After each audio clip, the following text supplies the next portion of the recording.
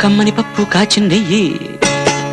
వేడి వేడి అన్నం మీద కమ్మని పప్పు కాచిందెయ్యి పప్పు తప్పడం కలిపి కొట్టడం భోజనం వన భోజనం తల్లి తోడు పిల్ల మేక తల్లి తోడు పిల్ల మేక ఆలు మగలు అత్త కోడలు బాసు బంటూ ఒకటేనంటూ కలవడం భోజనం వన భోజనం